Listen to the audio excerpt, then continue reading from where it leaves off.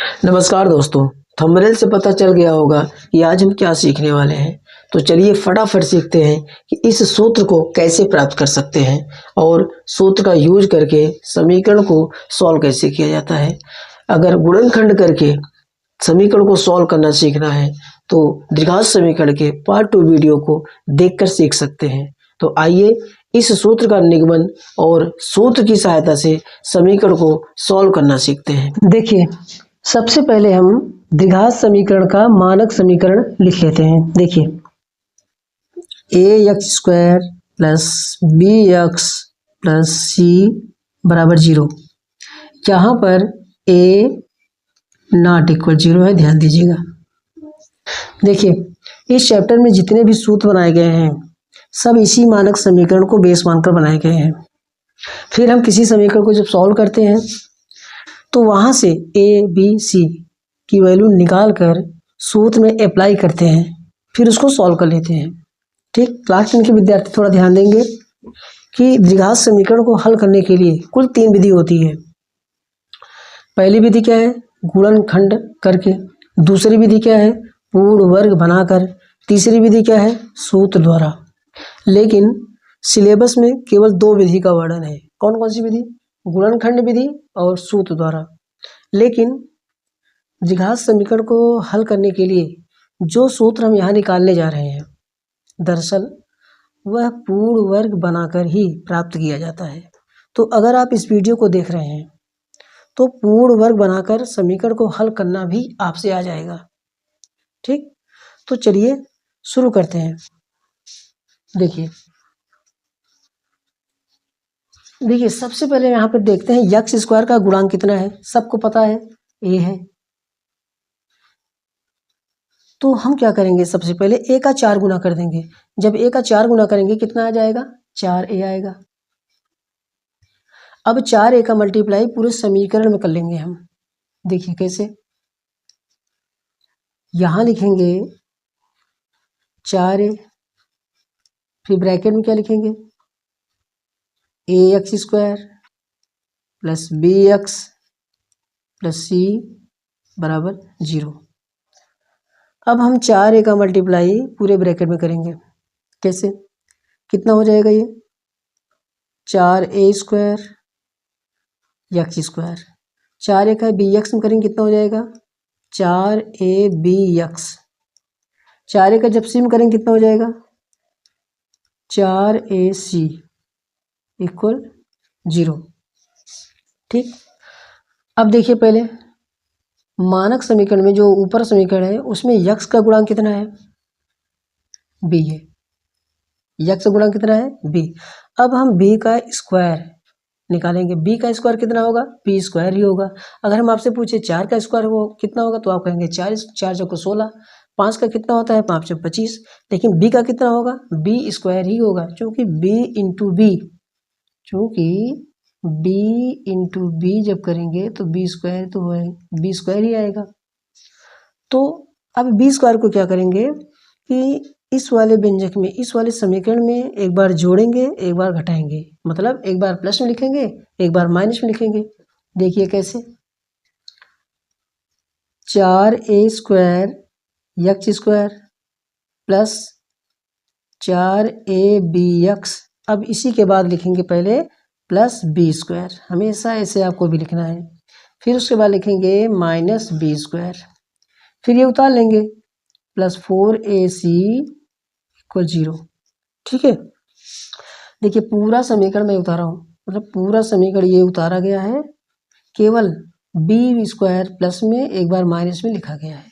ठीक, अब यहाँ थोड़ा ध्यान दीजिएगा। पहले यहाँ हम कैसे इसको लिख सकते हैं? देखिए जो 4 है इसको पहले ऐसे लिखिए। 4 को लिखेंगे कैसे? 2² a² x²। फिर 4abx इसको नोट कर लेंगे ऐसे। फिर plus b² minus b² plus 4ac बराबर 0। ठीक, इस तरीके लिख लेंगे। फिर उसके बाद यहाँ ध्यान दीजिए, ये देखिए जो 2ax है यहाँ पर, जो 2ax है, यहाँ तीनों के ऊपर स्क्वायर लगा है, एक 2 के ऊपर भी है, a के ऊपर भी है, x के ऊपर भी है, तो ब्रैकेट लगाकर केवल एक स्क्वायर लिखेंगे। जैसे देखिए लिखेंगे हम, एक मिनट, देखिए 2ax का होल स्क्वायर, ठीक। फिर क्या लिखेंगे, प्लस 4abx, 4abx, एक मिनट, 4abx, फिर plus b square minus b square plus 4ac बराबर 0।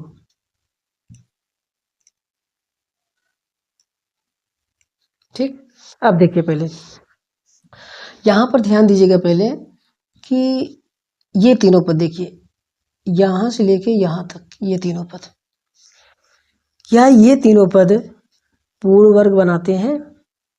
क्या ये तीनों पद पूर्ण वर्ग बनाते हैं? कैसे? चलिए पूर्ण वर्ग हम आपको समझाते हैं थोड़ा। देखिए अगर हम आपसे ये कहें कि 5 स्क्वायर, एक मिनट सॉरी, देखिए अगर हम आपसे पूछें कि 25 पूर्ण वर्ग है तो आप कहेंगे हाँ, क्यों? क्योंकि ये 5 का स्क्वायर है। फिर अगर हम कहें आपसे कि 9 पूर्ण वर्ग है तो आप कहेंगे हाँ, क्योंकि ये 3 का स्क्वायर है। इसी तरीके 100 भी पूर्ण वर्ग है क्योंकि 10 का स्क्वायर है।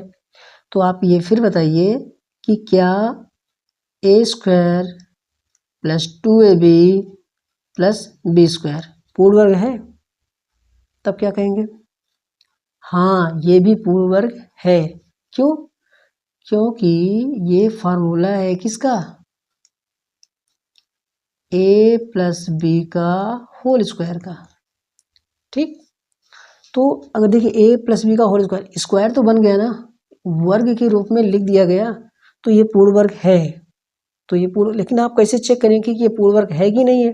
तो देखिए पूर्ण वर्ग वाले जो पद हो, जो व्यंजक होगा उसमें 3 पद होंगे, 3 पदों में से 2 पद स्क्वायर वाला होगा, ये और ये स्क्वायर वाले हैं।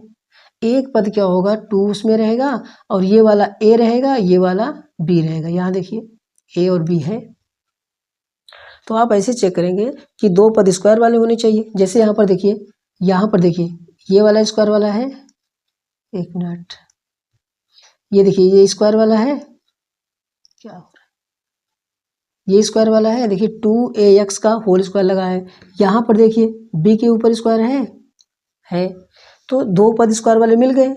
अब बीच में चेक करिए थोड़ा कि बीच में हम ऐसे देखिए, यहाँ पे जो 4abx लिखा है इसका मतलब क्या हुआ, हम बताए थे ना, पहले 2 चेक करेंगे, 2 है, 2 लिखेंगे, फिर ये वाला लिखेंगे 2ax, देखिए 2ax ये भी, फिर इंटू ये वाला b लिखेंगे, फिर इसका मल्टीप्लाई करके चेक करिए कि क्या यही वाला है। देखिए 2 दूनी 4, 4abx आ गया ना ये वाला, देखिए 2 दूनी 4abx आ गया। ठीक, तो इसका मतलब हम पूरा चेक कर लिए कि 2 पद स्क्वायर वाले हैं और जो 2ab वाला है 2, फिर ये वाला ये वाला भी, दोनों सबका मल्टीप्लाई करने पे ये आ भी रहा है, तो इसका मतलब ये भी पूर्ण वर्ग बना रहा है। तो हम इसको जो है कैसे लिखेंगे, ये वाला देखिए जैसे लिखा गया है, ये वाला a ये वाला b लिख के ब्रैकेट लगा के स्क्वायर लगा दिए हैं, वैसे यहाँ भी लिखेंगे। कैसे? देखिए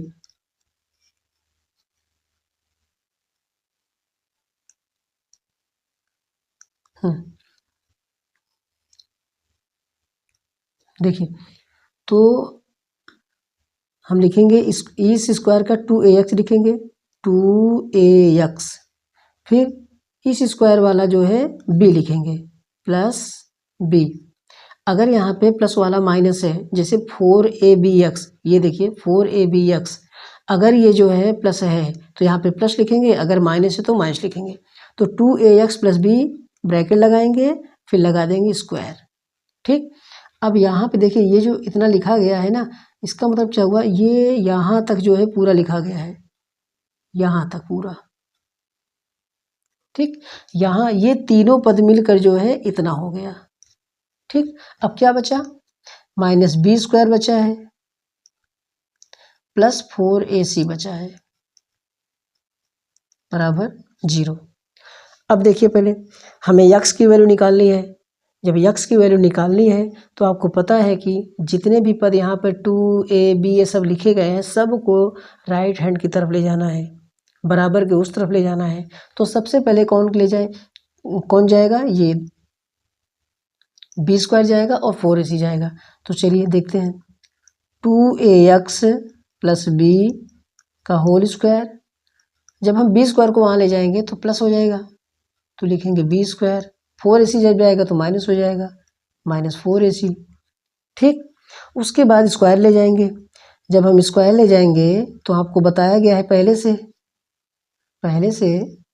बताया है कि जब स्क्वायर अगर उस तरफ जाता है तो क्या बन जाता है, किस में कन्वर्ट हो जाता है, किस में कन्वर्ट हो जाता है बताइए,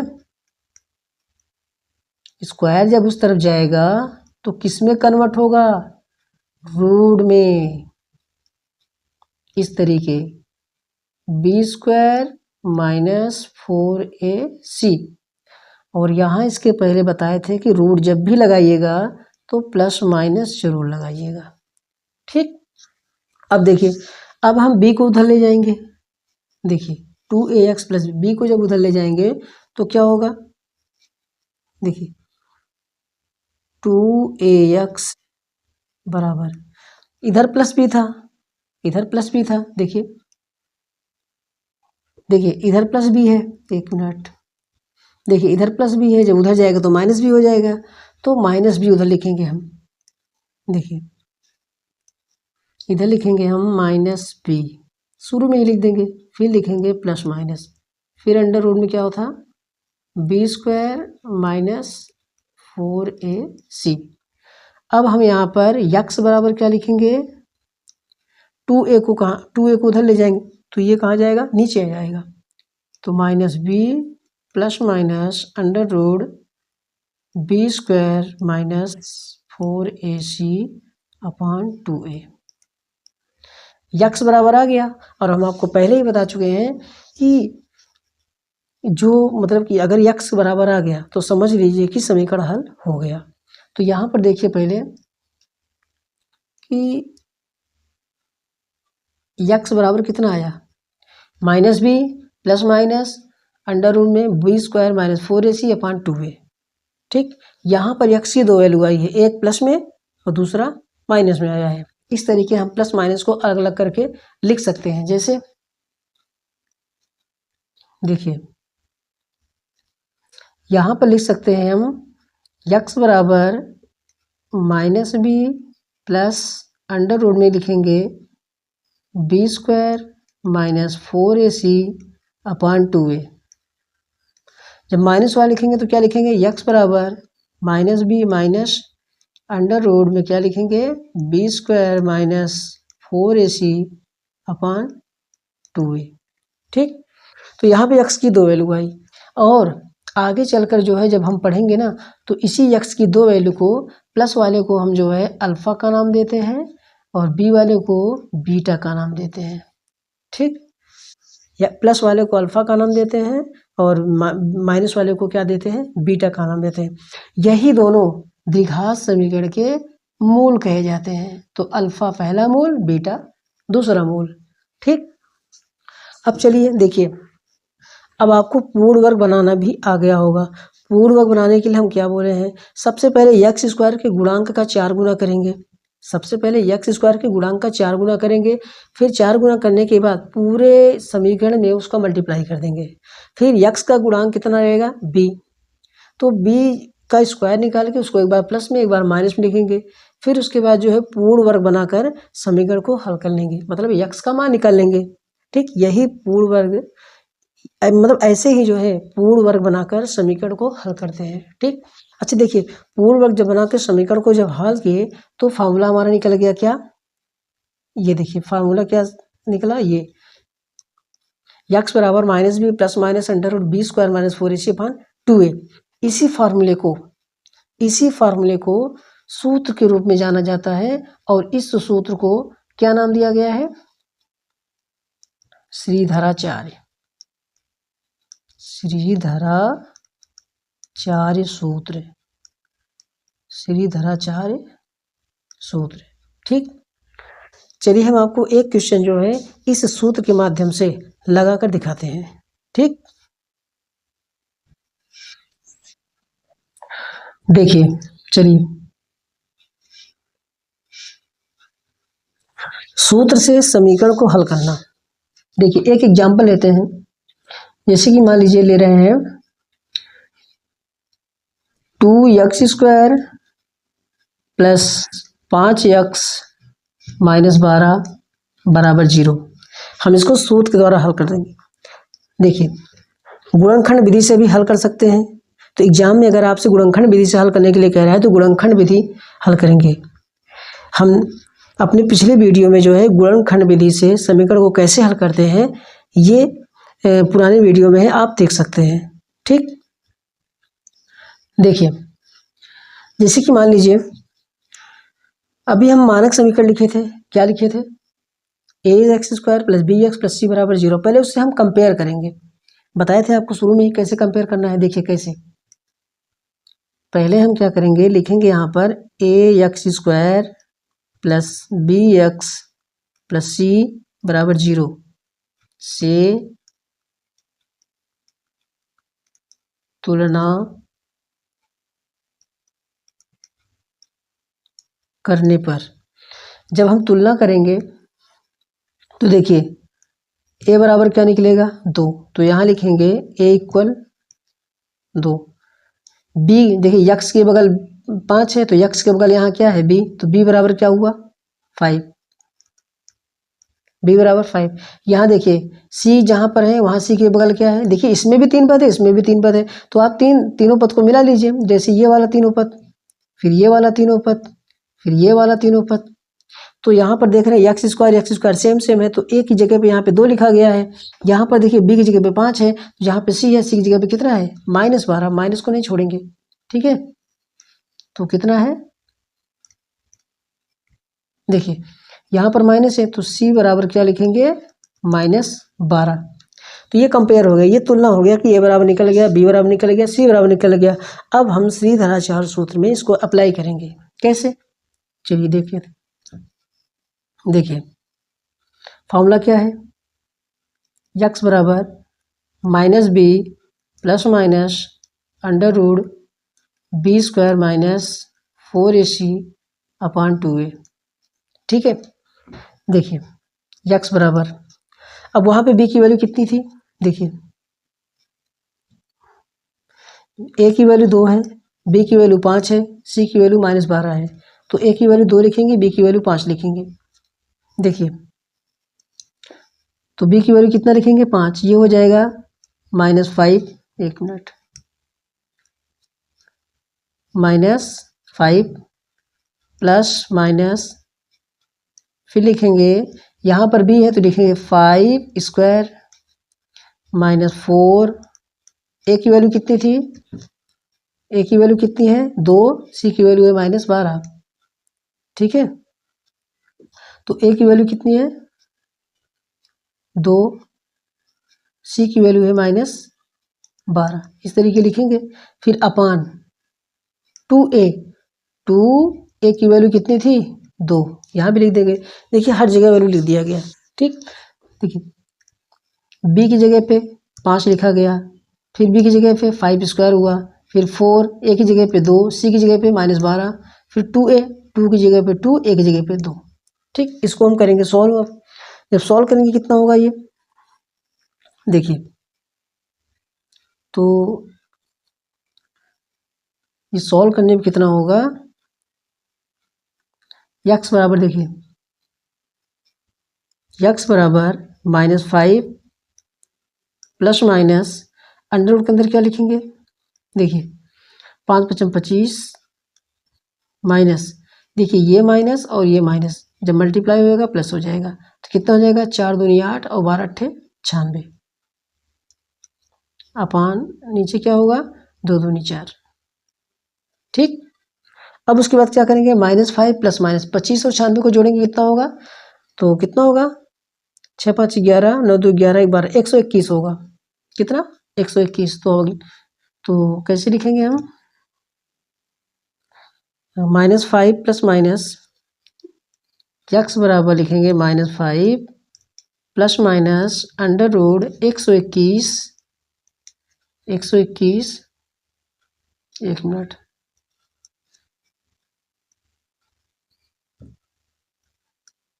एक 121 अपॉन कितना 4, देखिए 4। चलिए अब इसको कैसे सॉल्व करेंगे, x बराबर -5 प्लस माइनस 121 का रूट कितना होगा 11 अपॉन क्या लिखेंगे 4। अब कैसे सॉल्व करेंगे, देखिए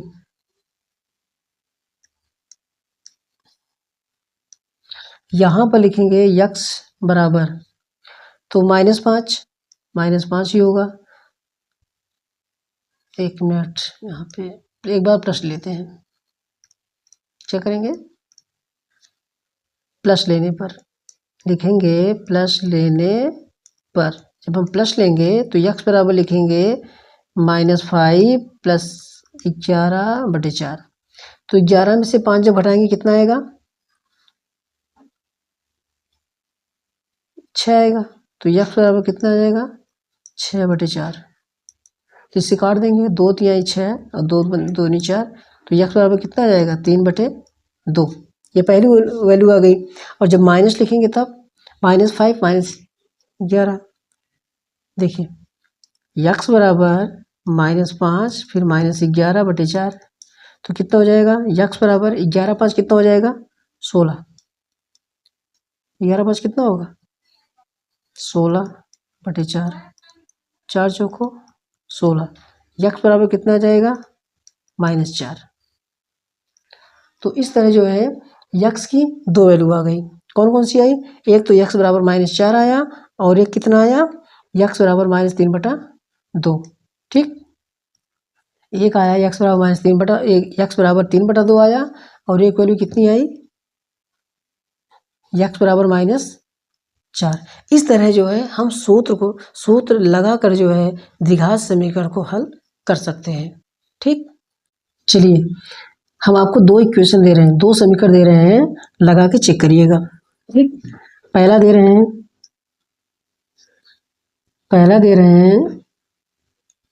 x² -8x + 7 = 0।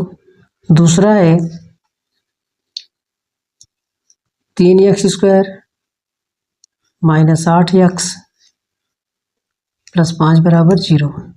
ठीक, इसको लगा के चेक करिएगा। ठीक, चलिए नेक्स्ट वीडियो मिलते हैं।